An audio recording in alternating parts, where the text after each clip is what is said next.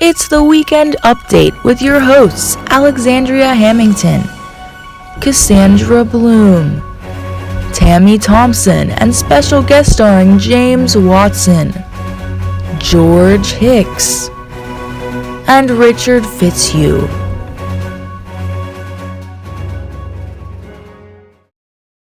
Welcome to the Weekend Update.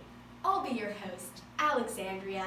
Tonight we'll be having three special guests, all here to enlighten us on the sectional crisis that has taken root in our dear nation.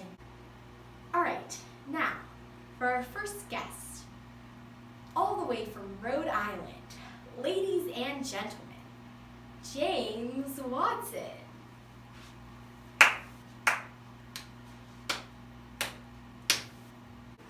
So, thank you so much for coming on the show. We're really appreciative of the fact that we're kind of getting this northeastern area's opinion and perspective on everything that's been happening in our nation. So why don't we just start out easy? Just tell us about yourself.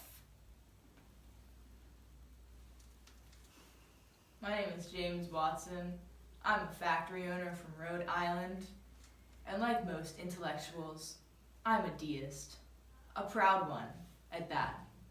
I believe that God created man, but does not interfere in a man's life. Tell me why, if I'm working hard in my factory managing it all day, God would ever want to interfere with that hard work of an American citizen. Okay, sir, calm down. Okay, yeah, I'm not sure why he would want to do that, so. I also read local newspapers from Rhode Island, those which are pro-tariff. I also read factory books, those which agree with the works of Samuel Slater, the father of the textile mill. I think of him as a father, a son, maybe even a lover. No, sir. Homosexuality hasn't been invented yet, so don't say that. I also read books by Asher Robbins, who addresses the Rhode Island Society for the Encouragement of Domestic Industry delivered at Pawtuxet. Oh, okay, well, that's all well and good, sir, but, why don't you tell us what you and the other Rhode Islanders do for fun? What do you do when you get home from your job and you kick off those old boots and you say, gosh darn it, I'm about to relax? Fun? What is fun? Do you think I have time for fun? I spend all of my time managing my factory like a good American citizen. Do you not agree with that word that I do? I agree with your work. I stated before, everybody can testify to this, that I do support factories and American-made goods. I'm a very big proponent of the American system, and the guy who really got behind it, Henry Clay, hashtag American system, hashtag Henry Clay. Speaking of that fashionable congressman, could you maybe tell us what the people of Rhode Island wear? What do you wear? What has an effect on what you wear? What does what you wear affect? Cotton. Rhode Islanders wear cotton. In my factory that I work in all day like a good American citizen, we take our factory, and what we do with it, we take cotton and we turn it into cloth. As you can see, Sir, what are you doing? Sir, I love cotton. Sir. As you can see on my shirt, Okay. we live for cotton. Okay, sir, I'm just gonna take that. Okay, I'm just gonna take that right off there. People actually watch this show, so just calm down. So I think what we've gathered so far is that James likes cotton and Samuel Slater. Why don't we kind of change directions now, kind of change course, and talk about reform. There's a lot of reform and reform movements going around our nation right now. I know that America just wants to keep bettering itself. So are there any that you like or that Rhode Islanders really support? Prohibition. I may be a deist, but I still want to be in God's good graces. I can't do that if I'm drinking every day. And I don't want my factory workers, which are also good American citizens, showing up to work drunk. How will we get any work done then? How would we take cotton and put it into cloth? So, James doesn't drink, which is not hard to imagine from what we've seen so far. We've had some issues in our wardrobes. So it got really cold in here, so I needed to put a sweater on. I felt like to continue this interview in a fashion that was like well enough to show audiences. And then my interviewee, James, kind of actually got really hot because I think it really stressed him out to talk about some of the stuff. He was getting really emotional, which we did see. So he had to take off his tie, so we are looking a little bit different right now, but it's nothing to be alarmed about. This was all filmed in the same day. So are there any incidents or things that happened that really had an effect on you, or any pieces of legislation? Because I know we talked about some of those reform movements, but now let's get into some broader areas. Samuel Slater. As I previously mentioned, the wonderful and amazing Slater, who was the father of the textile mill. After that, inspired me to create my own factory. Once sparking this factory, I realized what America could do with industry. And with the way the industry has been slowly changing America, I'm realizing that in order to continue this, we need to further connect America, possibly through the use of inner transportation. I like the industry, and this is why I support inner transportation. And through this, I'm understanding what Henry Clay meant with his vision of America. And as you can see, this vision has caused me great emotion. Thank you. Wow, I mean, that was really interesting because, like I said earlier, like I did, support Henry Clay, and I'm really happy that you do too. And I think a lot of Americans are starting to. I guess we'll see with our other guests later, but thank you. Okay. So I also mentioned, legislation. Is there any particular bill or something that has been passed recently that you're just really, really in support of, or is there anything Jackson has done or anything like that? I believe the Supreme Court and the President should decide. Yeah. A lot of people do. There's definitely some debate around those areas right now in our country. I mean, especially with that and the whole nullification crisis and everything that was happening there. But, I think it's been resolved. I think the compromise was really good for us. I'm glad that, you felt like it made you feel secure in your job. That's really good.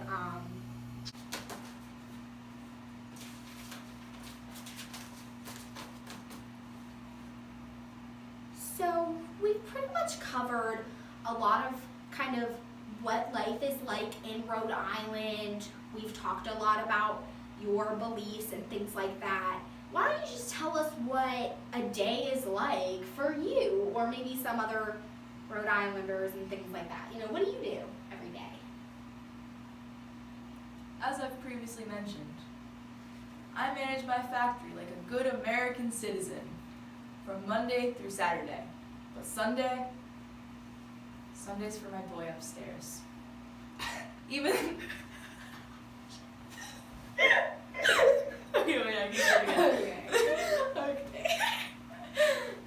Okay, do you want to ask a question again? You want me to just go from the Just beginning? go from the beginning, because I said a bunch of shit. Like, just the 12 times. I'm saying so much unnecessary things. Okay, go ahead. As I've previously mentioned, like a good American citizen, I manage my factory from Monday through Saturday. But Sunday's for my boy upstairs. Even though I'm a deist, I enjoy the fact that the country is moving away from predestination. Yeah, I mean, with the Second Great Awakening and the religious revival that's happening everywhere, I think it's really, nice that we're kind of moving to a new kind of view of that everybody has a chance to be saved. And like you said, Sunday is for the dude upstairs. We can move into some more general questions now. I hope I didn't grill you too badly. on those first couple. So yeah. So we asked you kind of about how you live your life and your fashion choices. But now let's get into some more policy-centered questions. So how would you feel about a raise in tariffs? And could you explain like why you would feel the way you do? I own a factory. Like a good American citizen. Do I want other people buying from foreigners? I don't think so. No! I don't want other people buying from foreigners. America is where it's at. In America, we have everything good. Do you want foreigners bringing their other stuff in? No! We want American goods. My cloth, good. Our products, good. So I'm just gonna take this sweater off because it was made in Britain. That's awkward. I'm sorry. I feel like not a true American now. How do you feel about the federal government kind of funding internal improvements and really building this nation up? As a good American citizen, I want to be able to transport all of my good cloth to other southern places and all around America. In order to do this, we need more transportation. We need canals. We need trains. We need everything in order to industrialize and improve America. Yeah, I mean, definitely that's totally understandable. You can totally, sell your products easier and maybe I could get an American-made sweater. Our last question. Let's really get to the thick of it. What issue is rising in America? What is hot right now? The answer, slavery. How do you feel about abolition? In the North, as fellow good American citizens, I see ourselves bettering. I see us thriving off of wage labor and furthering our country. But in the South, I do not. In the South, they're using slave labor to get along. I don't see themselves bettering from that. I may love cotton. I love cotton. Okay. I love cotton. Okay. But I do not love the way that I'm getting my cotton. Yes. These people that are considered disrespected are picking my cotton. Why can't they thrive off of wage labor as I am thriving off of wage labor? I pay the people that work for me. Why are they not getting paid down there? Is my question for you. So, I guess, I don't know. I'm not a Southerner, but I think that we are going to hear from a Southerner, later tonight, a Georgian, I think. So, yeah. But thank you so much for answering our questions. You were really emotional. I think you really gave audiences something to hold on for. So I totally thank you for that. I'm sure a lot of people will be watching this, unfortunately. So I will see you later. Okay, thank you.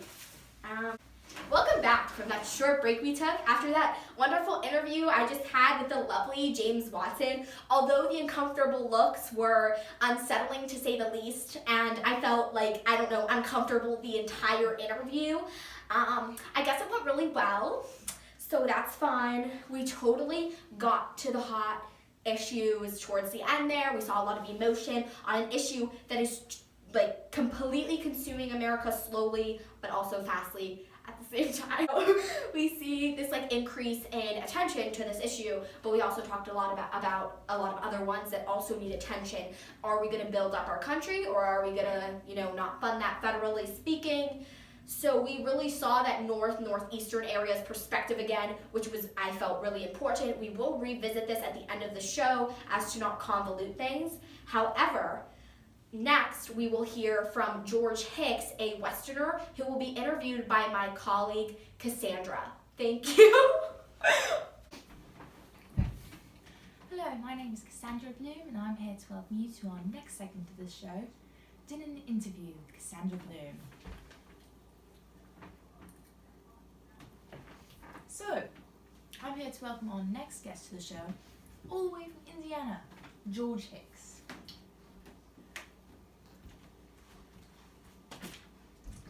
So, George Hicks, bro, what's up? Pleasure to meet you. What's this? Walter? It's good. It's good stuff. No, like, no. Anyways, so George, I'm so excited to, like, be here. Like, I can't. well, George, we're glad to have you here. So our first question would be your religion. How would you identify? Alright, so, down with the Protestants, man. And just everything with that, you know. Sunday, holy day. But, you know, I really was into the religious revival that happened.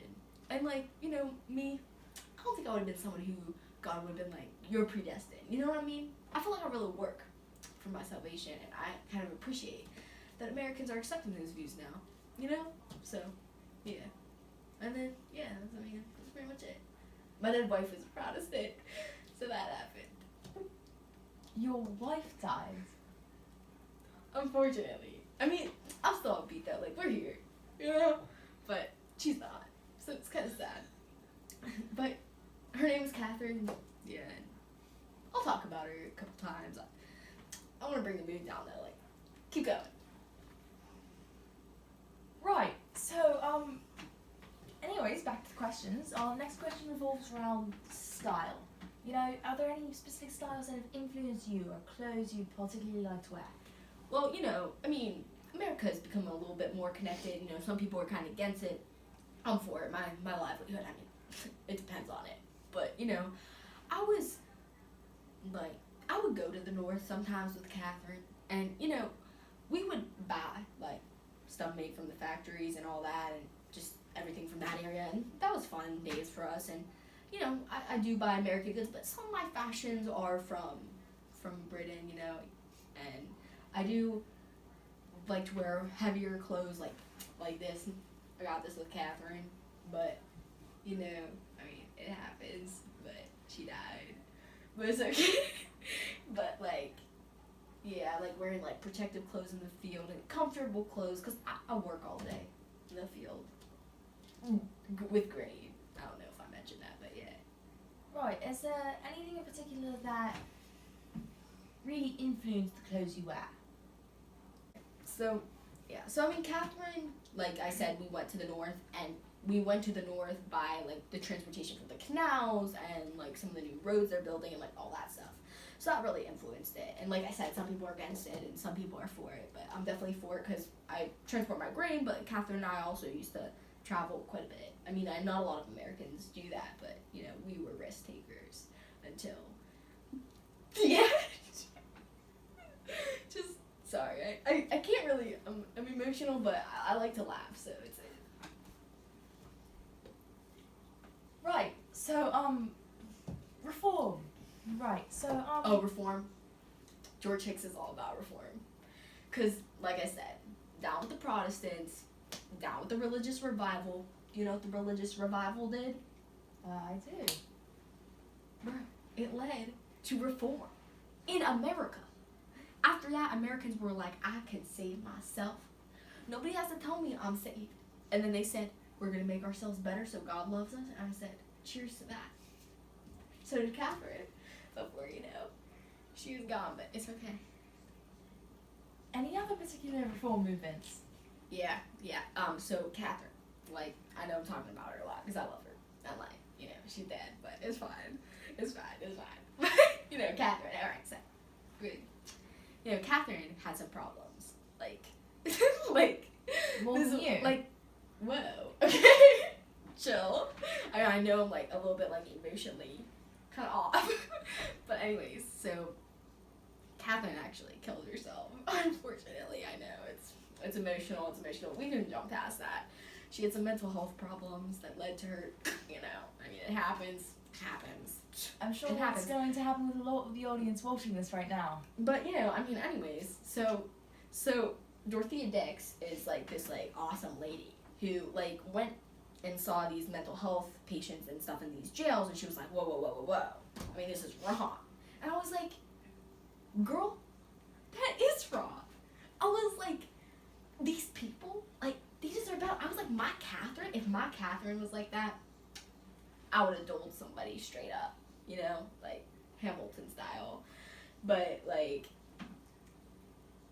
she never, because I took care of her, and, you know, before she, you know, it's fine. So it's fine. But anyways, Dorothea Dix, she really like campaigned to reform the treatment of mentally ill people in America, and I just really respect that homegirl for it, you know what I'm saying? Yeah. So, moving on, what do you like to do for fun and entertainment? Well, I mean, there's not much to do in the West. It's like a little bit barren right now. Because there's people there, but like, we're still expanding. And the Mexican War and the annex of Texas and everything like that, and California, I really support all those. Because I want the West to expand and have more territory for America. Manifest Destiny. 1845, baby. Manifest Destiny. But, do you know what that is? Because I just want to make sure. Like, as a Westerner, I feel my duty to enlighten you on what the Manifest Destiny is. So I know this is a little bit off topic, but, it means that, like, Americans have the right to expand all the way from, like, the ocean to the other ocean. I mean, I'm not that educated, so I'm not going to try to name them. But, Catherine would have known. But anyways, back to that entertainment question that you asked me. I do like to play with my dog and you have a dog. my What's son its name? in the fields. So the dog's name, funny you should ask, actually named after my dead wife, Catherine. We call the dog Ren for short. I don't know if I mentioned that my wife died, but she did, and it was really sad for me. But we did pick up the north. We traveled down a steamboat to drop off some grain into the northeast, and we saw this dog, and we were like, oh my god, this dog. We're like, come on, it's a dog. So I was like, bro, come here. I went back to the west, and we were like, bro, I can play with this and my son in the field all day long. My son's name is Johnny. But anyways, we play, and there's tons of space, because we're thinking about, expanding our acreage, too, and I'm like, maybe we should, because, we could, dedicate a whole area to, we like to play fetch with the dog and stuff. Do you know what fetch is? Are you familiar? I am familiar. I know, I'm not that educated on some stuff, so I was make sure that you were, because, I don't really know you, but, again, George Hicksborough, nice to meet you, so, yeah. Right, so anyways, let's go on to inventions. Are there any major invents or inventions or, just things that have influenced your life? Yeah, so, for me, the steel plow, 1837. Like I said, I'm not that educated, so I can't remember the name of the person who invented it, but I know it was 1837, and, I'm really good with numbers, but not really reading or writing or speaking. But Catherine it was. But anyway, so the steel plow, 1837. So basically the steel plow, it was pretty amazing. It was at first I had to do everything with my hands, and I was grain, but now I'm grain, and it's just smooth sailing from there with the steel plow and everything, and it's faster, and I'm a lot more grain per acreage ratio, and the steamboat and the canal. The invention of the steamboat, and the Claremont, and Robert Fulton, and he invented the steamboat. I owe a lot to him, because if I didn't have the steamboats or the Erie and Wabash canals, which I don't know if you know this, but they connect to Indiana, and so we get to use those to sail my grainage down to the north so they can cook up some nice bread or whatever they do down there. I'm not sure, but anyways, they it's awesome, because grain and bread and steamboats and canals, really influential in my life. Thank you for that question. Of course. I know Catherine would have liked that question, but she's dead, as I mentioned. And did I mention that? I'm not sure. I don't know. Yeah, that's it. Okay. Next question? So, what about everyday life?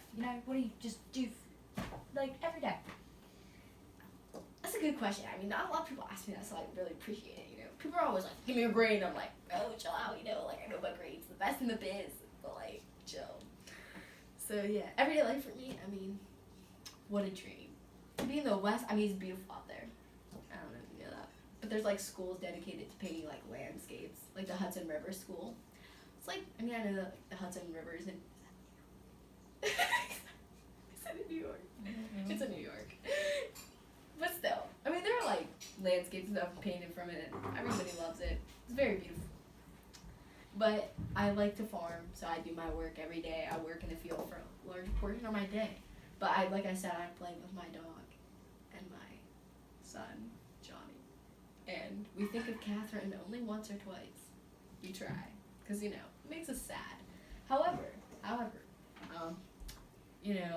Sunday, holy day, Protestant. I mean, I am Protestant. I don't know if I mentioned that, but I'm Protestant. I like the fact that predestination isn't a thing anymore. I don't know if I mentioned that, but it's true. And you know, I mean, church is important to me because like I pray to my dead wife. I feel like, you know, like she really looks over me, and like that's pretty much it. I mean, yeah. I mean, daily life. Just trying not to think about Catherine every second of the day. I know. But you know, things happen. Thank you for that.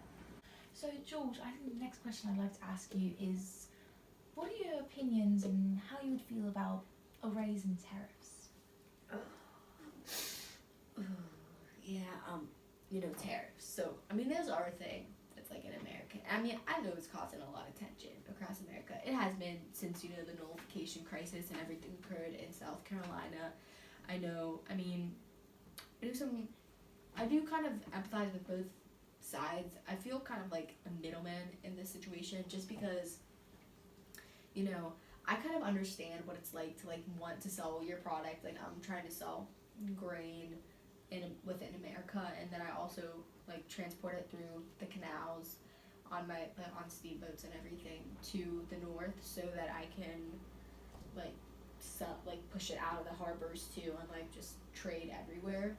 But I do kind of understand why northern factory owners and everybody would want like their goods protected with tariffs because it's a hard economy. I mean, it's a crack. No, hit golden, you know what I'm saying? So, I understand. But I do kind of understand also that like the South Carolinians probably didn't really want like anybody like raising the tariffs too high because that could cause some serious financial problems for them, and that'd be unfair because then the North would get like super rich and everybody else would die. I mean, yeah, sorry. I mean, death's always on my mind because of like Catherine and everything, but you know, I mean, it's fine. But like I said, I mean, I don't necessarily think I'd want to raise in tariffs, but I mean, definitely fine. But the rate it's at now, it's fine. I'm fine with it, you know. And I think Andrew Jackson kind of had a point when he was like enforcing it because you know he's the president and everything, and I don't necessarily think that state legislators should really like get to decide constitutionality. I mean, the Supreme Court has been doing that for years, and like I said, I mean, like I don't have that much education, but like Supreme Court, they seem like they know what they're doing. I mean, Supreme is in their title, like. States are about to be like, oh no, I'm supreme. Catherine would say. Catherine was Southern, so I'll just do her accent real fast. I love her. She would be like, Georgie Pie. Supreme Court is supreme. That's what she would say before she hanged herself.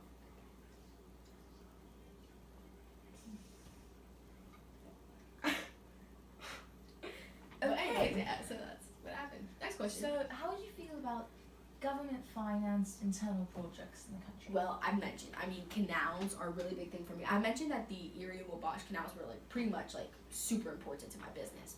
I take my grainage really seriously. I want to raise my grain healthy, and the best grain it can be. And then I want to send it to other places in America because I love my fellow Americans, and I like them to revel in my success. So, you know, I like being able to send my grain to the north. But I'd love to be able to send my grain to the south via railroad. And I know that they were thinking about maybe building more of those, which I'm really for.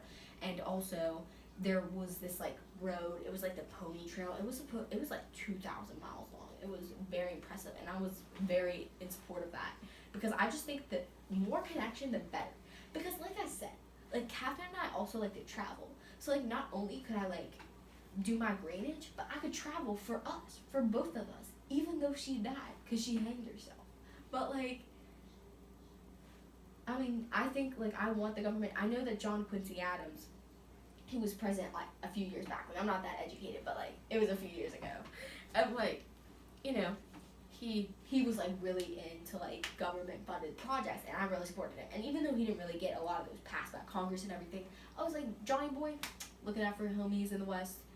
And like everybody, so I was like, thank you for that, and like that's pretty much it. So yeah. I mean, nationalist Republicans like Henry Clay and Congress and everything too are also like into the connecting America for the American system.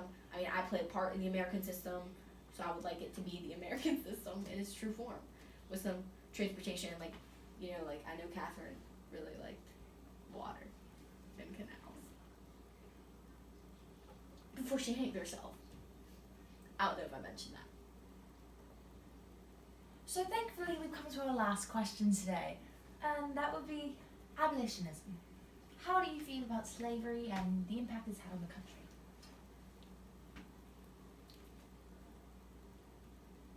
You put me in like awkward positions. I mean, these are tough questions to answer. I mean, tariffs. I mean, that's a hot issue.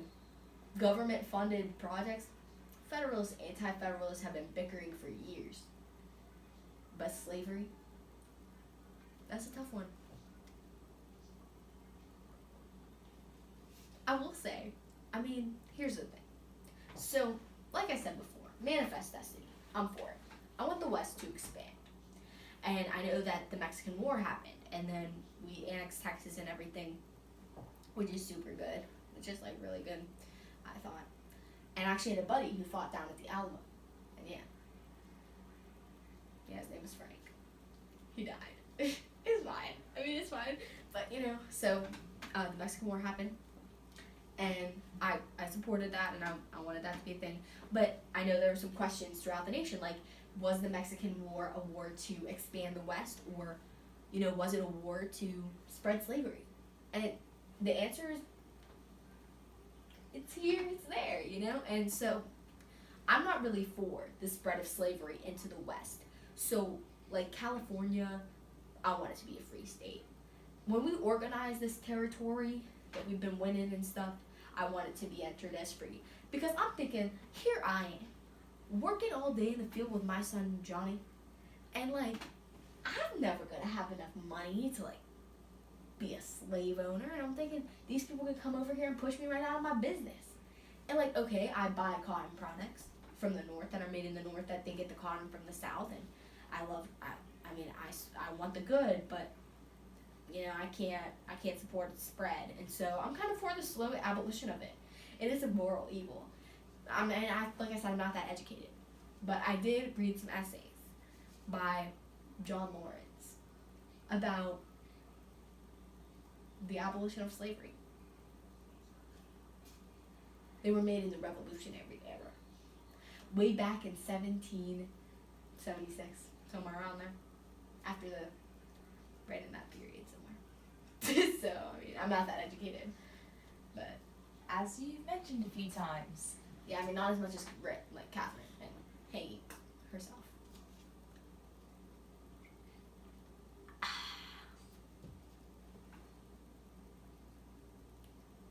It's just like, bro, it's just like, you just bump it, you know, like, high five, like, you ever heard that? Or, no? Okay, never mind. It must be a Western thing. Maybe it'll spread here someday. So that's all the time we have for today. It's been a pleasure. Whoa, talking to you. already? You don't have, like, anything else you want to ask me? Like, I was really enjoying the interview. I hope I did well. I mean, like I said, I mean, I'm, like, not that educated. And, like, I mean, So fun to that's talk all to. the time we have So, for really? today. Yeah. It's really nice seeing you, George. Can I get, like, 10 gallons of this stuff on the go? And back to you, Alexandria. So, we really appreciated that second view. We got to really see the western area. We heard from, you know, the northeast with me, but, you know, Cassandra did such a good job really asking questions that showed what the West is like, so thank you for that. Now we're going to be going to our next area. Some people's least favorite part of America and other people's favorite, the South. Hello everyone, my name is Tammy Thompson, and we're back here for this segment where I'm going to interview our good friend, Richard Fitzhugh. Now, Richard, you've said you're from the South. Where exactly are you from? I mean, I'm from Georgia. Yeah, I moved there. So, I moved to Georgia. And I ride along a river. It's nice down there. What can I say? I work on a tobacco plantation. Right, now, I myself am actually from the north, so I don't know much about the south. Northerner. Scum. Okay, so anyways, first question I'm going to ask you, what religion are you? I mean, I'm a Christian. Pure. Okay, anything else? I mean, the Bible, I like it. It tells me that it's okay to have slaves, which I have a lot of slaves. So. Okay, I can't say I exactly agree, but we'll move past it. Okay, so anything you like to read in particular? Anything you've been reading lately? The Bible. I love it. What a page turner that one is. Anything I'm else? sitting by the fireside. I was like, Jesus, when will you come? And sure enough, he comes in every time. I mean, it still gets me on the edge of my seat just thinking about it. But, I did like the Bible, but I also read pro-slavery essays. And then, if there is trash, anti-slavery readings, I'll burn those. I'll burn them in my fireplace. I'll burn them right out. I'll burn them, and I'll spit on them. Okay. Moving on. We'll just ignore that. We'll go past it. Why? Moving on. We don't have to talk about it. Okay. Next, entertainment. What do you do for fun? South, working on a plantation. I do oversee a lot of things, so I'm not having a lot of time for entertainment. But I like going to church. It entertains me just fine. And we have some gatherings down in Georgia with some other people, and there's some different things. Some people sing, and other people do, slightly offensive skits. What exactly are these slightly offensive skits called? Well, I don't want to give away any southern, secrets, but they're racist. They're racist skits. I mean. Are you speaking of minstrel shows? Yeah, they're racist. I mean, they're beyond racist. There's not. I can't even defend us on that one. It's just plain rude. And you agree with this? I mean, it makes me feel better about myself because I'm like, all right, I'm not that bad. Okay, moving on. Next question that I have written down here for you: style and fashion. Is there anything in particular that has influenced what you wear? Yeah, I mean, I plant tobacco, so it's hot out down in Georgia, so I wear light stuff. I wear cotton tank tops and stuff. I'm a little bit bundled up right now. I'm not really used to the northern coldness, and so, I really bundled up for this occasion, as you can tell by my outwear. However, I do wear very thin, light clothing when I'm on my plantation, and, I do support the cotton farmers and their institution. So any chance to buy some cotton or anything of that sort, I take my shot and I purchase it. Ah, so maybe you know our good friend James Watson. Yeah, no, is he a northerner? He is. Scum! Okay. Next question. Reform movements. Anything in particular that really inspired you? I mean, here's a reform movement that didn't inspire me. Abolition. Those people said, oh, here's your livelihood. Let me throw it in the trash bin and light it on fire. Okay. But I do support some, like prohibition. I stopped drinking because I just felt like God would appreciate it if I did. Like I said, I'm Christian. I enjoy God. I want to be saved by Him. I want to get into heaven.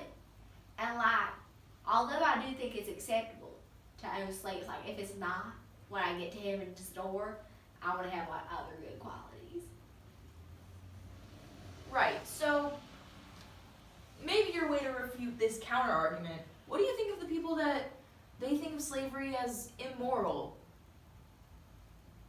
Look, let me put it this way. Down in Georgia, and in the South in general, we think of slavery as the same thing as a factory.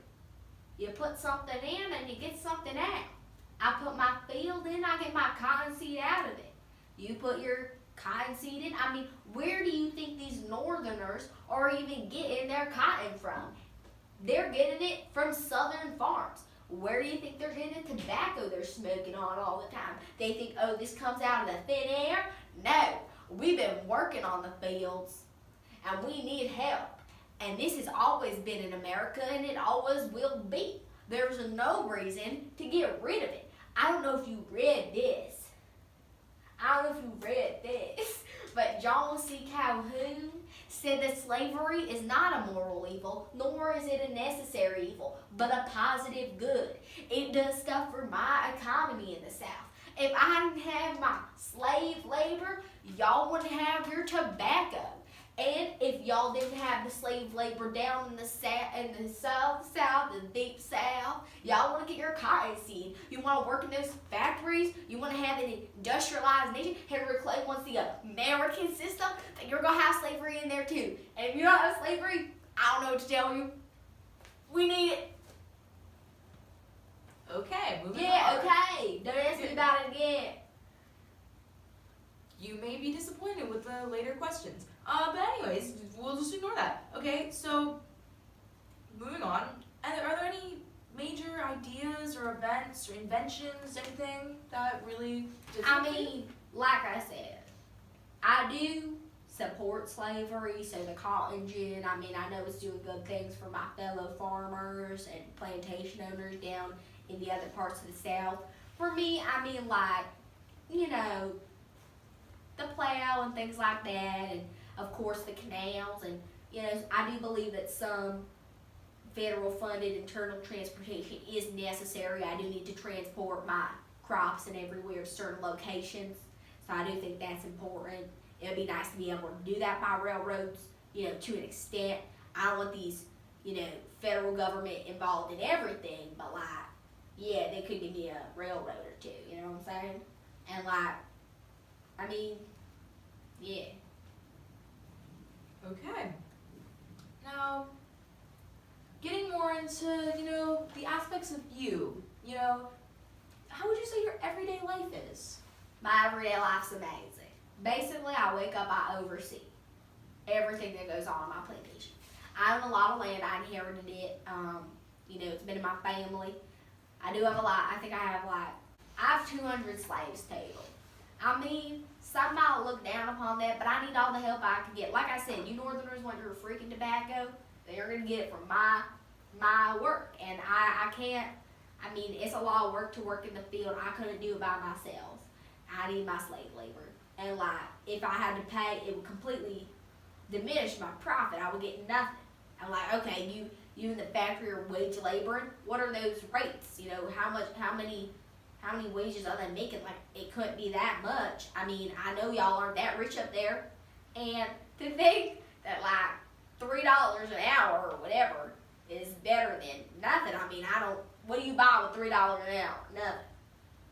You can't buy anything. What is it, $1 an hour? God, that's a joke. It's nothing. Okay, moving on. How would you react if I were to propose to raise tariffs?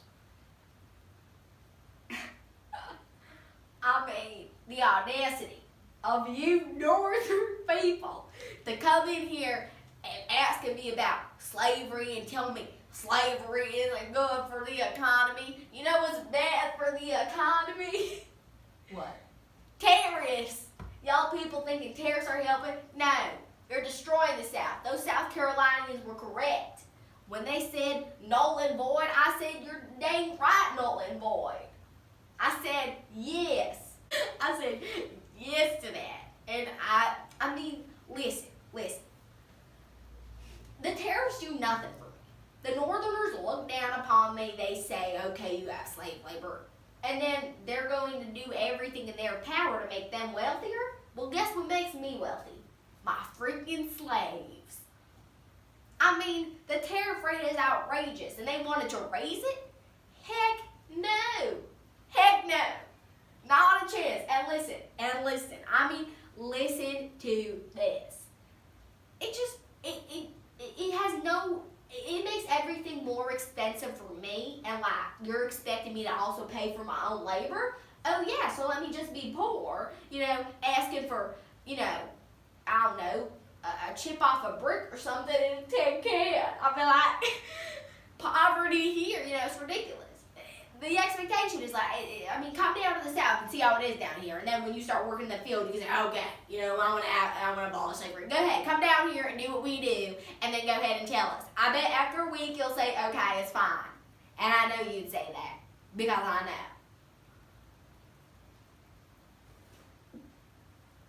Okay. Okay, furthering, next question. How would you feel about government-financed internal improvements? Like I said, I already even answered this question. You Northerners and your repetition, everything. But listen. I mean, a little internal improvements here and there, a railroad connected this and connected that, it's fine. I know there's some canals connecting the west and the east, it's fine. I like that. I don't have anything against it. I like the American system. I want Americans to want my cotton. But I also want to be able to put my cotton out to the rest of the world. I don't want to be expected to turn my back on other, profit, like my tobacco and like the other Southerners' cotton. Like, okay, like when I want to transport my tobacco different places and things like that, and they want to transport their cotton, like I understand that we need transportation like that in the South to the North and to the West. But I don't think we need like random things. Like John Quincy Adams, a few years back, proposed some internal improvements, and like, okay, I think like one of them was a road, and like maybe one was a canal or something like that. But here's the thing. He also like proposed some weird building to like watch the stars or something. I said, what is the point of that? There is no point. And the federal government's just gonna spend more money, and then they're gonna be like, oh, Southerners, you guys are, you're always wanting money with your slavery. You guys want money too? You want my tax dollars? Well then, how am I supposed to pay for labor? You want to raise my taxes so we can get some dumb, useless astronomy building? Well, guess what? If you're asking me to pay your tariffs, you're asking me to pay my workers, and you're asking me to pay for some dumb building, how am I supposed to live? Again, no, I'm dead, and so are the rest of us. So if you want to kill off an entire section of this nation, then go right ahead and raise your tariffs and make me pay for my labor, and then do some dumb internal improvement that isn't necessary, and I will hang myself. Hang yourself. I think you'd really get along with the last guy that was just interviewed. Where was he from? Good question. He was from Indiana. Indiana's alright. I don't really have a problem with it, but it's not like the North. The North makes me want to kill myself all over again. Go ahead. Next question. I want to get out of here. I want to get back to the South where it's warm. Y'all are freezing up here. No wonder you're so uptight.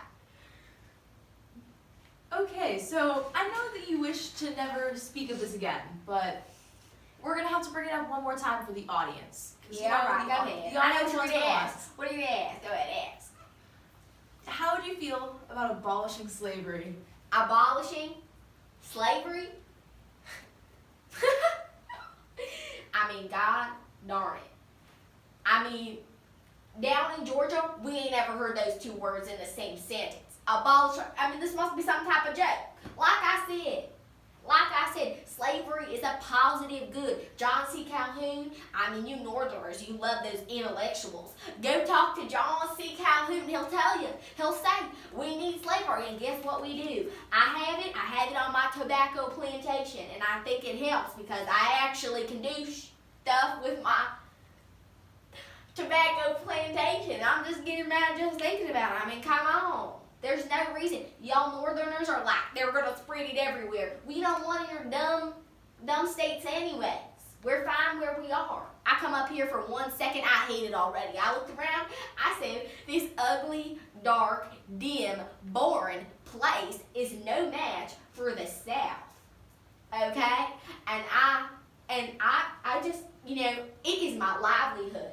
And after the people who said slavery was a necessary evil banned the international slave trade in, what was the year? I don't even know, 1808. My slaves, their price went so far up. They are my wealth.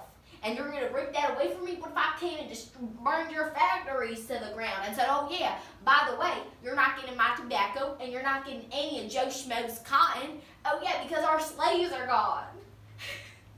And then, nobody has anything in the North. The entire economy. Henry Clay wants the American system. He wants slavery too, let me tell you. Because we need it down here and we need it everywhere. So that's the thing. And if you even tell me with your northern scummy mouth that slavery should be abolished, I'm about to leave the premises immediately. I can't even believe y'all had the audacity to call me up here. I said to my friend, Joe Schmo, I said, they're just calling me up here to make me look like the villain, to make me look like the bad guy. Well, everybody hates the South except the Southerners because we know how awesome we are. Y'all don't come down there. You want to see the amazingness of the South? Come down. Come down and see for yourself. But until then, get out of my business. All right, stay in your own northern factories. We'll send the cotton and tobacco up to you, and then you just shut your trap about it. Thank you. So on that happy note, we're gonna end it. Back to you, Alexandria. Hello, everybody. Okay, so we're back to me, Alexandria. So I think that the show was really, really informative for so many reasons. Unfortunately, the last one didn't really go just as planned.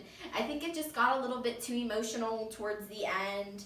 And I know that Richard actually had to be forcibly removed off of our property because he continued to challenge Tammy to a duel, and we kept trying to say no, we can't duel, this was just an interview, and he just flipped out, so we had to kick him out, but that did happen, unfortunately. So I know that through everything and with these different people who we weren't really familiar with, things could have gotten a little confusing along the way. Totally understandable, our show is a little bit messy, not gonna lie. As you definitely could tell if you were watching thus far. So let's just go over some things. So we call this the United States of America. We call it the Union. But after watching this tonight, are we really united? Or are we beginning to drift apart into sections? And which sections are more prominently divided? Let's take a closer look. So first, James Watson came on, and he kind of provided us a look into the northeastern perspective. He was a Rhode Islander who worked in a factory.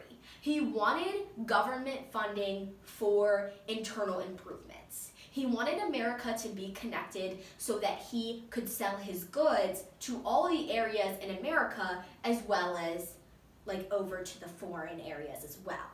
He considered himself a hard-working American citizen who worked with and who paid his workers wages, and he felt that slavery wasn't really as legitimate as that, and he felt that it was a moral evil, although he did emphasize how much he loved cotton, because cotton was what allowed him to take it and turn it into cloth in the textile mill.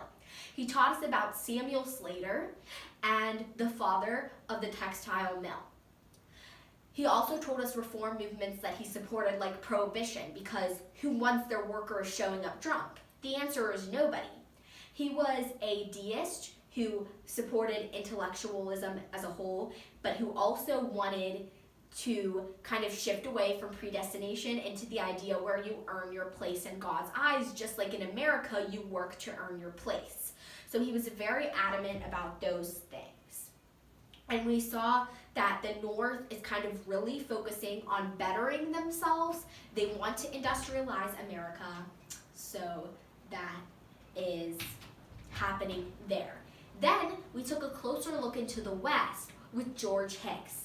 And although he was kind of emotional and, we might have gotten a little bit confused because as he stated a few times, his wife died. It made him really emotional. We didn't know that before we invited him on the show.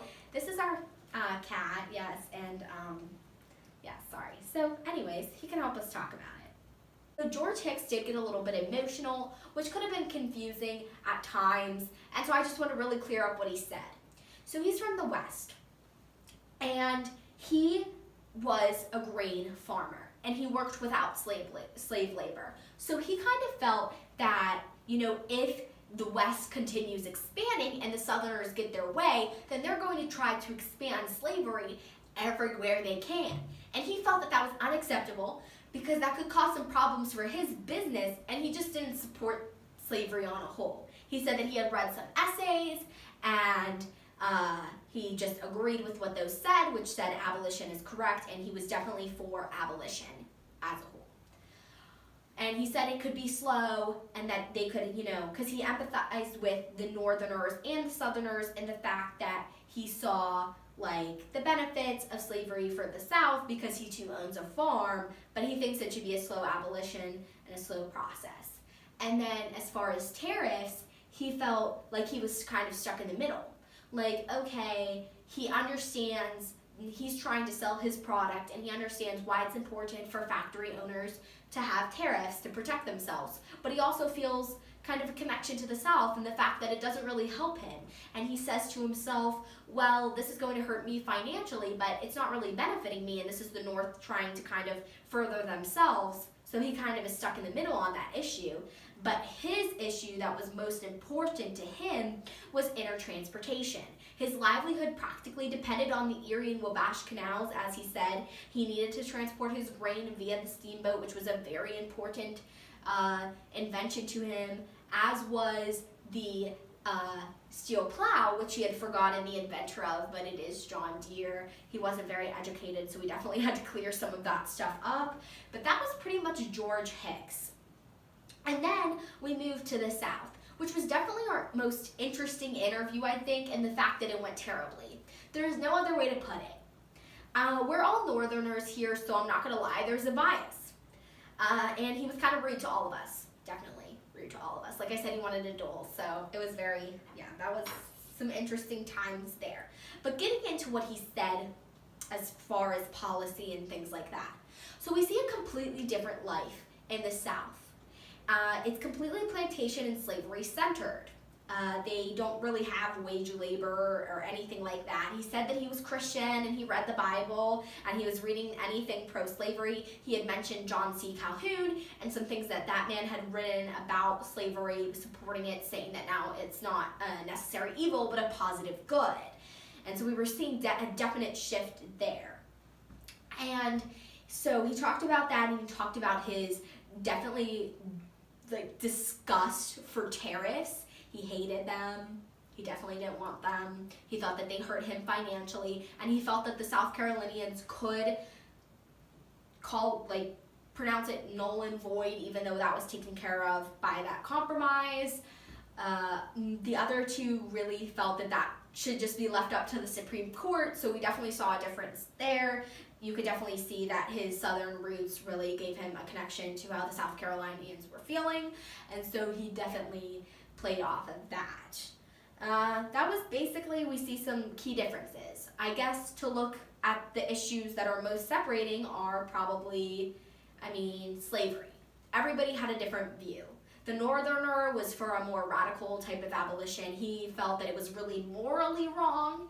And then in the West, we kind of saw somebody who was like, okay, we can go for the slow abolition. He was leaning maybe more towards a necessary evil, but on its way towards extinction. And in the South, we saw it as a positive good from Richard. So definitely really, really different and sectionalized on that issue. Tariffs, again, the West, kind of the middle person. The Northern, definitely for. South, definitely against. And then government spending to build up the nation internally was kind of at different levels for everybody, but definitely everybody wanted a little bit of that. I think at this point America's growing to the point where people just feel like it's necessary everywhere. There are some things that I just wanted to talk about again. Some hot issues in America right now is definitely expansion and the idea that is slavery going to spread to these areas. And I know that the Westerner George Hicks did discuss that. He discussed the Manifest Destiny. He discussed the Mexican War, the annex of Texas, and we did accumulate Florida and parts of Oregon as well and things like that. So we have all these new territories, and we have some big questions to answer as a nation as a whole. You know, what are we going to do with these new territories? Is slavery going to spread there? And we definitely have to look at some of our policies, and I mean the elections that are coming up are definitely going to be important ones, and people are definitely on the edge of their seat. But even as a northerner who has her own set of views, strong views, I do really support unionism. I think at this point it's important to do everything we can to stay together. And the sectional crisis, I hope it doesn't get the better of us, although it might. It definitely might. Thank you to all of our guests, George, James, Richard. You guys were just phenomenally terrible. There is no other phrase to use. It was so awkward tonight, and I don't think this show is gonna get another episode.